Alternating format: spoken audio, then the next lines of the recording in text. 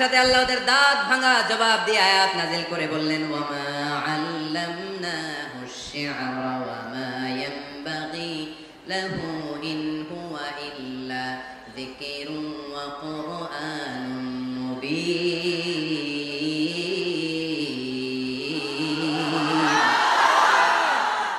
আমার নবী যা শোনায় এটা কবিতা না, আমার নবীর জন্য কবিতা জানা শোভনীয় না।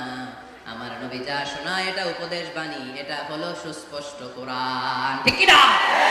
আকাশ থেকে জবাব পাঠালো কে? আবার মক্কায় আরেক দল দাঁড়িয়ে বলল, মুহাম্মদ তুমি যা শোনাও এটা মন্ত্রের মতো লাগে, নালে মানুষ পাগল হয় কেন? তুমি যেদিকে ছোট পঙ্গপালের মতো লোকজন তোমার পিছে লাইন ধরে কেন? এটা মন্ত্রের মতো লাগে।